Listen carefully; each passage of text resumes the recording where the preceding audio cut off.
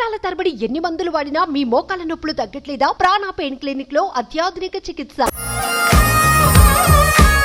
ఈ రోజు మనం స్పెషల్ గా చేస్తుంది మన స్విగ్గీ జొమాటో బాయ్స్ వాళ్ళ గురించి కాబట్టి వాళ్ళ గురించి ఒక స్పెషల్ వీడియో ఉంది, అదొకసారి చూసేద్దాం.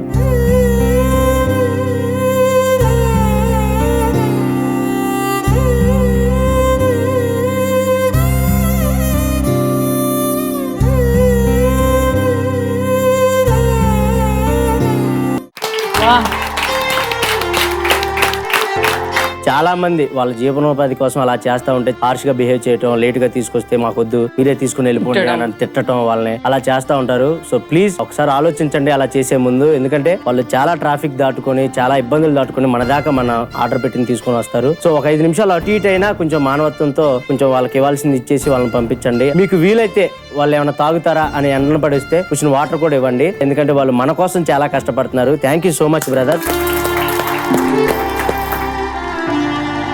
అసలు నాకు ఇలా చూస్తుంటే అబ్బా ఇంతలా ఉన్నారా అని అనిపిస్తుంది. థ్యాంక్ యూ సో మచ్ మీరు అందరికీ ఇలా చేస్తున్నాను.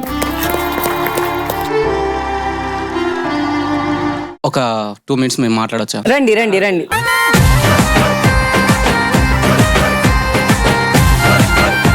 సో మీ మాటల్లో మీ గురించి. నా పేరు వినోద్. మాకు ఇందులో వచ్చేది అనేది పక్కకు పెడితే ఇంట్లో వాళ్ళందరూ వెళ్ళిపోయారు. అమ్మ ఉన్నది, వాళ్ళ కొడుకు ఎక్కడి నుండో స్విగ్గీ డెలివరీ పెడతారు. 4-5 floors ఉన్నాయనుకో, కొన్ని సందర్భాల్లో కరెంట్ ఉండదు, పైకి రమ్మంటారు. ఒక ఎండాకాలంలోనే ఒక 5 minutes ఎండలో తిరగడానికే ఇబ్బంది అవుతుంది. అలాంటిది మేము 12 hours తిరుగుతూ ఉంటాం. అలాంటి టైంలో కూడా మేము 5 floors ఎక్కేసి దిగుతాం. ఇలా మోర్ దెన్ పీపుల్స్ కి మేము సర్వీస్ చేస్తున్నాం.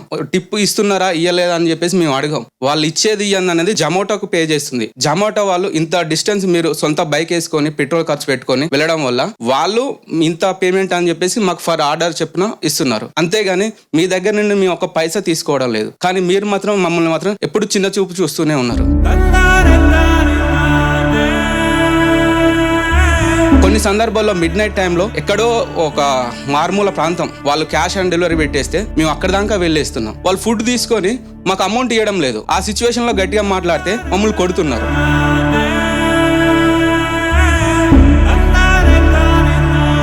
మిడ్-నైట్ అయింది అనుకో, స్ట్రీట్ డాగ్స్ డెలివరీ ఇవ్వడం కోసం బండి వేసుకొని స్పీడ్ గా పోతుంటే కుక్కలు మా వెనక పడుతున్నాయి. ఆ కుక్కలు వెనక పడడం వల్ల స్కిడ్ అయ్యి బండి కింద పడుతుంది. కస్టమర్ కి మేము కింద పడ్డామా లేదా అనేది చూడరు. ఖచ్చితంగా మాకు ఫుడ్ ఎందుకు లేట్ అయింది అని చెప్పేసి తిడుతూ ఉంటారు. కానీ చిన్నగా రావచ్చు కదా అని ఏ ఒక్క కస్టమర్ అనలేదు.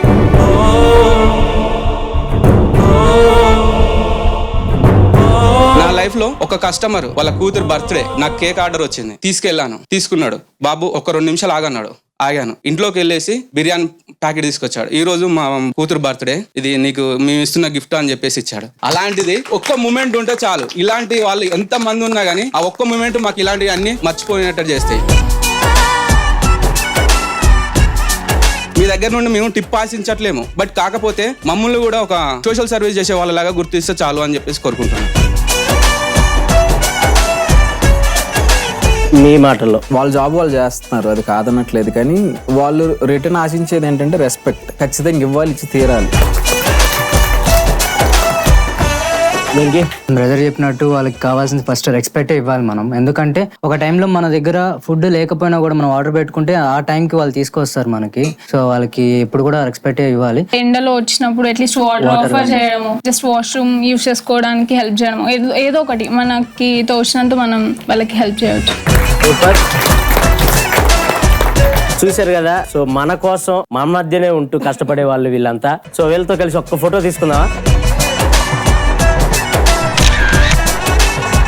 సో చూశారు కదండి, ఇది ఇవాళ మా fun filled episode. So next week ఇంకొంచెం ఫన్ తో మీ ముందుకు వస్తాం.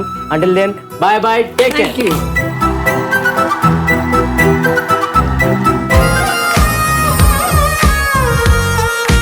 సుమన్ టీవీలో మీ పర్సనల్ అండ్ బిజినెస్ ప్రమోషన్స్ కోసం కింది నెంబర్ కి కాంటాక్ట్ చేయండి.